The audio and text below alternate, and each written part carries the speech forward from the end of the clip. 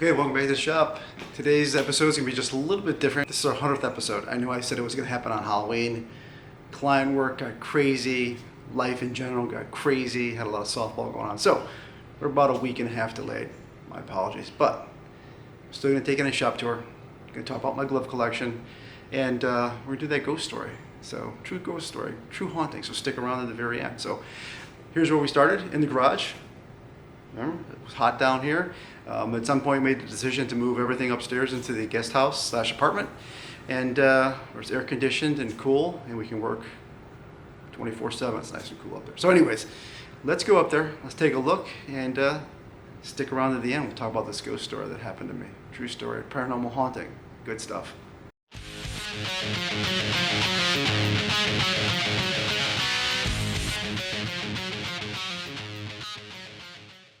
This is the office, new shop area. Really not that exciting. It's a little small guest house unit above the garage. I don't know, 600 square feet. It's strictly used for, I work from home. I have an office here that I do most of my work here every day. And then back over here, we'll pan out. That's the bench. So we do all the glove work over there. And let's spin it back around over here. I do all my professional work here. Maven work over there. My son does some video editing over there for me. He does some video editing as well as we're getting him trained on how to do some gloves. He's really good at cleaning. He's better than me. So he's really been doing the cleaning for me, and he's starting to do the breaking of gloves as well. So start him young. Okay, let's take a walk over here. Kitchen area has been converted. We don't cook up here. We cook downstairs. Actually, we go out eat a lot. We don't cook a whole lot here. 3 days a week, maybe. But the kitchen area has been converted into shipping and receiving, so all shipping and receiving happens back over there at the counter. Some product over there, all shipping supplies. All right, this is the pour room. The whole purpose behind Maven Glove Balm is creating and making high quality, small batch, homemade glove conditioner. That's it. So I'll talk about that a little bit when we look at my gloves, but that's the whole purpose behind what I do. The fixing the gloves is a hobby. I love it. But again, I found there was a niche in the market, and I created a glove balm that I think is superior to most, if not all, and we make it right here. So here's what the bench looks like. We have our wax boiler. I think it's about 5 pounds of wax I can boil in one shot. Scale, heat gun's essential, so we use the heat gun to, sometimes if the mold doesn't come out good, we have to heat it back up and then kind of reform each one. But here's our product. But here is, these are forms that I created.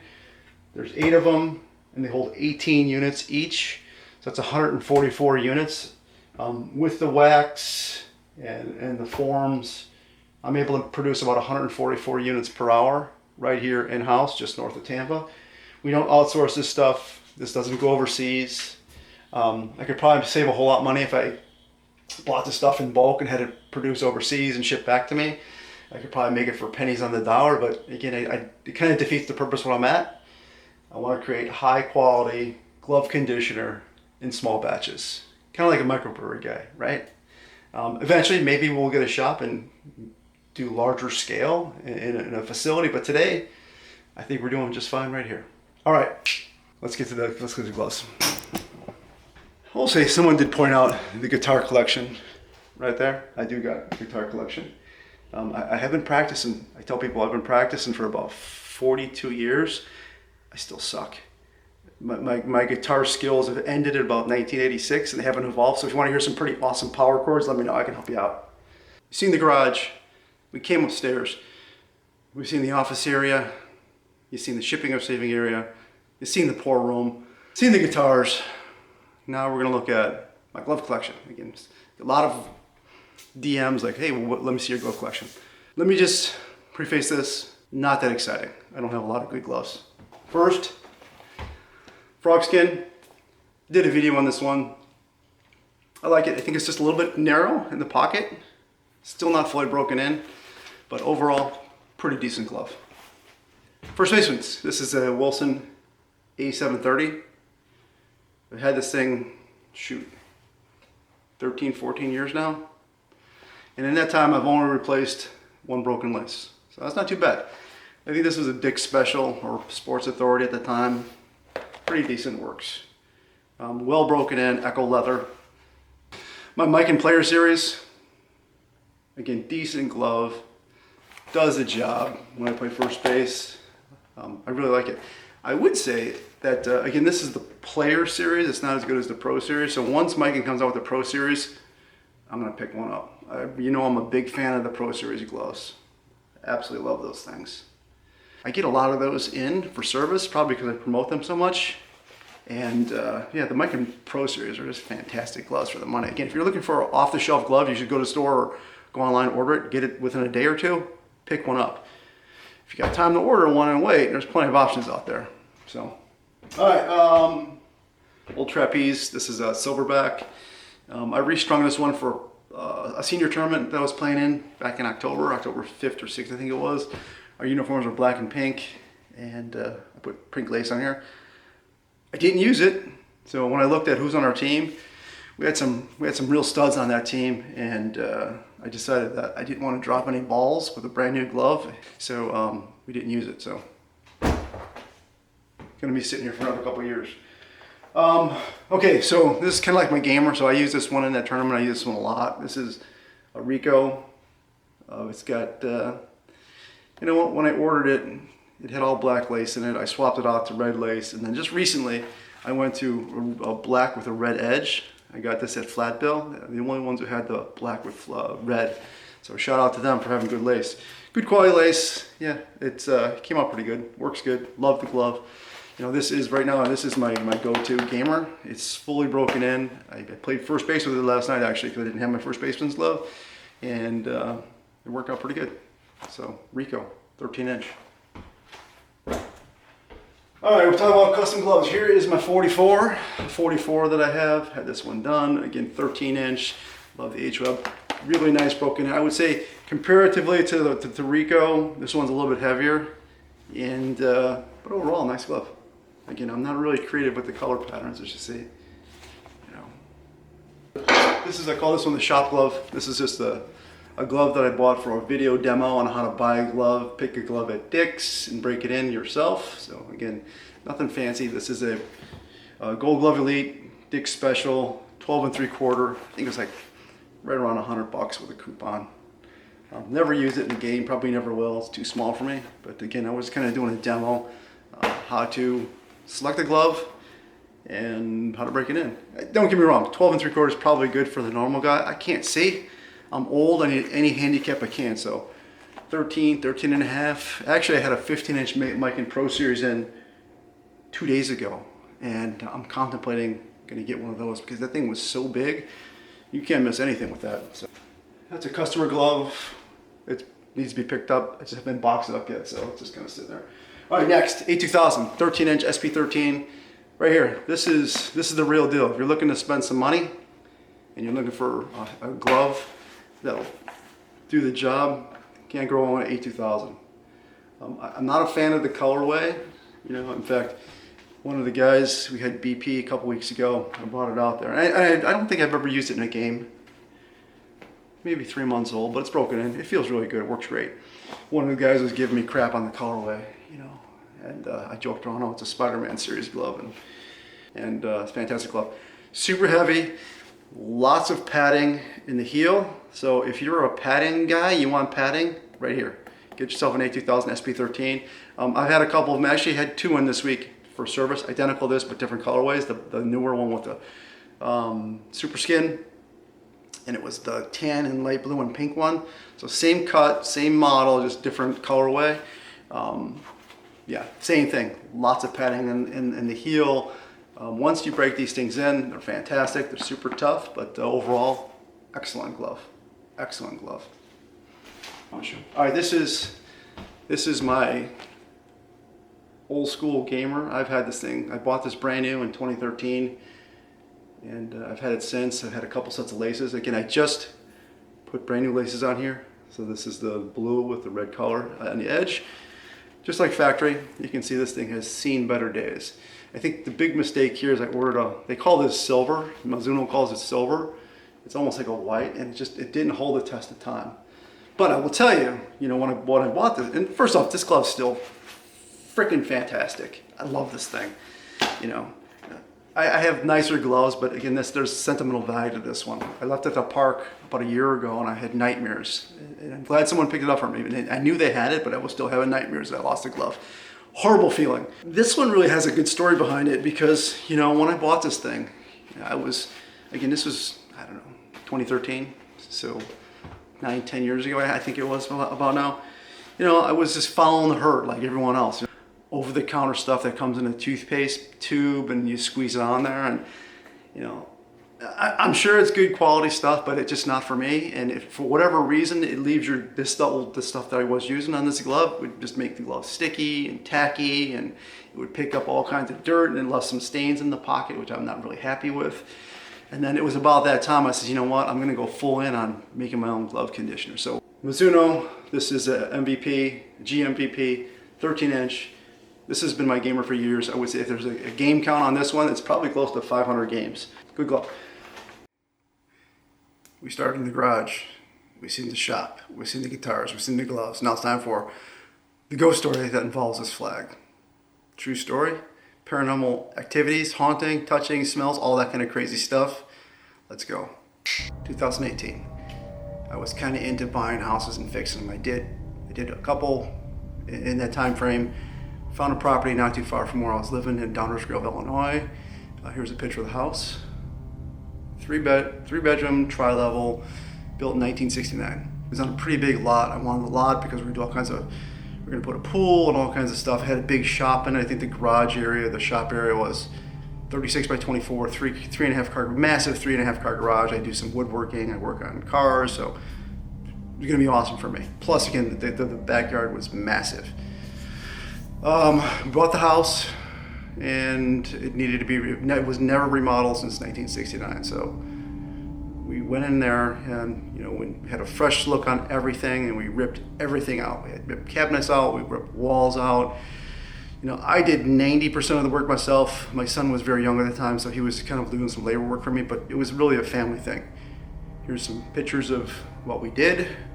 We ripped everything apart. You see, there's like basement photos, walls being ripped out, drywall being ripped out, floor being ripped out. We ripped everything out. So theoretically, any of the old services were ripped out and replaced, and we moved on. Additionally, there was lots of foliage around the house. Again, there was the couple who owned the house were there from 1969 until they passed away, and then we bought it from their son. And there was like just trees in random places and bushes in random places. So I hired a tree company to come in and cut all that stuff down. I wanted to clean the whole area up so we could just a fresh landscape, build a pool area. Again, just wanted to do a whole bunch of great stuff. So we did all that work. So now this stuff was like July of 18. So now we're into the fall of probably like October-ish of 18. And weird things were going on. First thing that happened was, from the shop area to the house, it was, maybe 100 feet of space. So I'd go out to the garage, do some woodworking, cut trim, walk it back into the house, and it was a sliding back door. So I would do this, on a Saturday from literally 7 o'clock in the morning to 11 o'clock at night, just working back and forth. And I remember one point, going to the shop, getting a tool. I don't know exactly what I was doing something. Come back door's locked. It's a slider. The screen door's locked.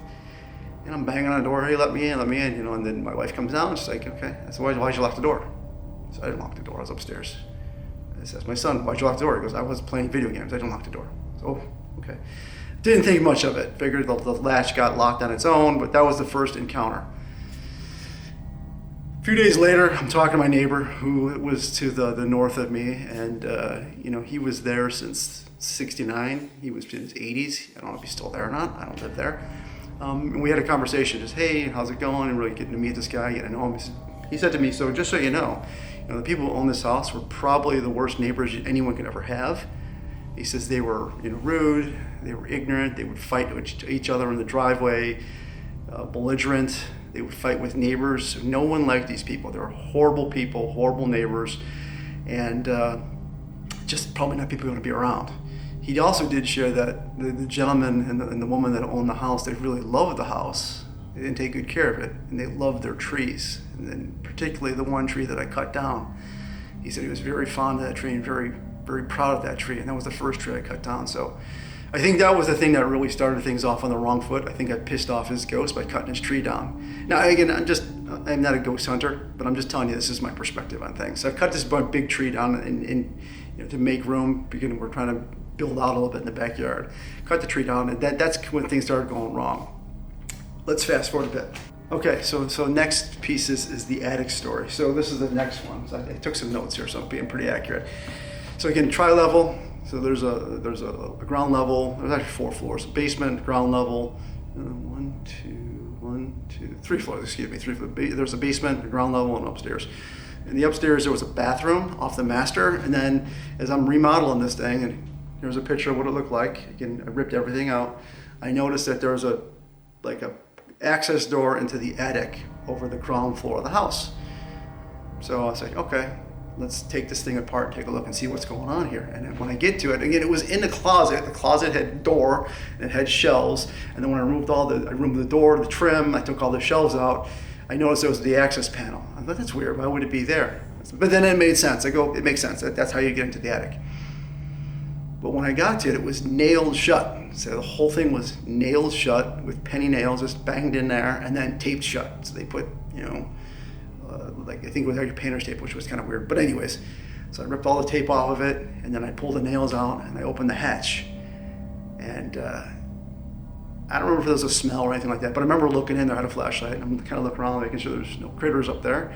And as I turned the corner, off to the left-hand side, tucked around the corner there, it was an old creepy rocking chair. And it was like a kid's rocking chair, maybe about 2.5 feet tall.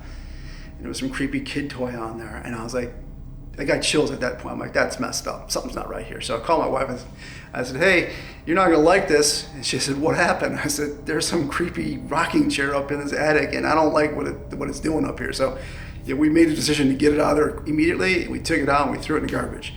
And that was, again, kind of just creepy stuff. You watch Annabelle and these dolls and all this kind of stuff. But why would they put it in the attic and why would they seal it shut? That was my question.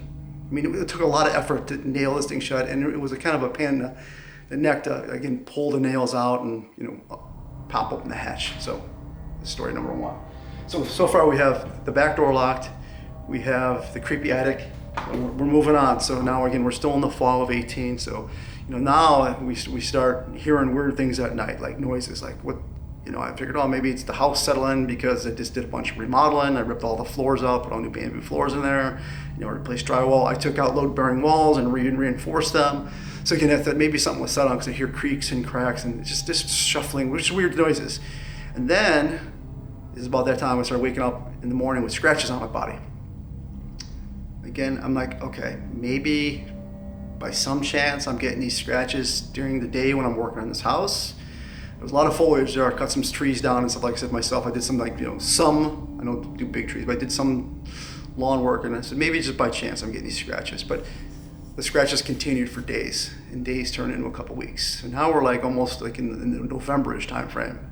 Still getting some scratches. Really weird. So now I think we just passed Thanksgiving. Here's a picture of the Thanksgiving party. So the goal was to get everything done by Thanksgiving. You can see I had the family there. The basement was completely remodeled. Everything was done. So I really, from July to November, I just busted tail, was working my full-time job, playing softball, mountain bike at the time, and working the house. I was just running myself ragged. House is done. Thanksgiving picture. Everyone's having a good time. Everything's done. All floors were replaced. So if there's any dog stains, urine, things like that on the floor, everything was ripped out, replaced. The old school oak with brand new bamboo. Drywall was cut out and replaced. And whatever wasn't cut out and replaced, I used a high quality sealer that I needed to have a respirator on, so it would, if there's cigarette smoke, would cover it up and clean it out, guaranteed. So now I have an office upstairs and next to my son's bedroom. My son was young at the time. I think he was 10, 11, 12, something like that. And I would be working in my office, and every day around 11 o'clock, heavy cigarette smell. It literally smelled like someone was smoking a cigarette in the room with me. That's how bad it was. So I remember getting up at one point and walking in his room. I said, hey, are you smoking? He's playing video games. I said, no, I'm not smoking. And I confirmed, there's no cigarettes in his room or anything, but the smoke every day at 11 o'clock would be so bad, it would almost like it's literally someone smoking in the room with me. Now I'm getting a little bit concerned. I'm like, okay, it's all adding up. The door got locked on me. We're hearing these weird noises at night.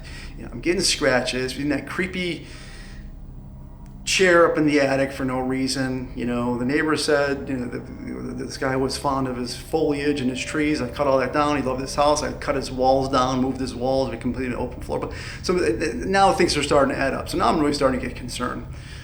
Now we're probably into 19, early 19 it was, I think, in the middle of the night. We were all sleeping. About 2:15, 2:30, something like that. I don't remember the exact time. We heard a loud crash. It was just a boom, and it was this super loud, woke everyone in the house, dogs barking. So immediately, you know, I got cameras around the house, cameras in the house, well, I should say in the house, around the house. Checked the perimeter, I secured the perimeter, perimeter was fine, doors were not unlocked, no one entered, no one exited. So as I go to clear the rest of the house, I clear the upstairs, I walk downstairs, I clear the downstairs, the ground floor. Now I'm making my way down to the lower level of the house where the basement is, and where this flag would hang. And here's a picture of the flag hanging. My son on an exercise bike. Okay, so this is again years ago, 2018, 2019 when this thing fell. This thing, I found it on the floor in the basement, broke into, I don't know, 12, 13, 14 pieces, something like that. Just ripped off the wall. Okay, so I'm pretty handy. I've flipped houses, I'm super good with tools, I'm good with woodworking. I can hang a flag. This is a wood flag. This thing's been hanging in this shop for, I don't know, a year. I've been in this house a year and a half now. Year and a half, the last 6 months or so, I've been banging on the workbench. This thing has never fallen off the wall. Something in the middle of the night ripped this thing off the wall and crushed it into pieces. So again, now we're looking at, we're hearing noises in the night. I'm getting scratched in the middle of the night with creepy rocking chair up in the attic. Doors are locking. You know, it was the smells. It was clearly something was going on in this house that we didn't want to have any part of. So that was in 19. So we made the decision in October of 19. That was it. We had 6 inches of snow that year on Halloween. We were already leaning to move to somewhere else in the area. We're looking at other properties, and when we got the snow in October, we said, that's it. We're getting out of Illinois, we're getting away from this house, and we sold the house. So anyways, that's the story in a nutshell. I don't know if it's super climactic, but it's a true story. I ended up putting this flag back together. I used just wood glue and a pin nailer. I was able to piece it back together because I figured at some point it's gonna be a good conversation piece, and I hope you found it to be a good conversation piece. Yeah, so that's my story. I'm sticking to it. I appreciate you sticking around to the end and listen to what I have to say. I apologize it didn't drop on Halloween. It's been super busy here at Maven Glove Balm. We've been signing up a lot of ambassadors. As you've seen on our Facebook page, we're getting these pros come in. Big shout out to Jim English at MSC Photography. He's out there hustling every weekend, taking pictures. He's signing up new folks to be product ambassadors for Maven. We got a lot of cool things that's going to happen in 2024. We're going to continue to expand the ambassador program. I will have details available shortly, but we're going to get through Black Friday. Black Friday is about 3 weeks away. I'm going to have a really good buy one, get one free sale on Black Friday, so stick around for that one. Grab your balm, make perfect stocking stuffers. And then we got some new products we're looking at to produce for 24. And more to come on that. I'm not going to let the cat out of the bag just yet, but yeah. Okay, you've seen it. I hope you enjoyed it. I enjoyed telling the story. I do tell it often, and it usually gives people chills, raise the hair on your arm, and looking forward to a successful 24. And one last thing before I go, I want to thank everyone for their support in 23, getting us to where we're at, 100 videos. Again, I'm not a YouTuber. I don't plan on being a YouTuber. I'm a guy who likes to play softball and create glove conditioner. So I appreciate everyone that got me here. All right, until next time, we'll see you. Take care of yourself. Goodbye.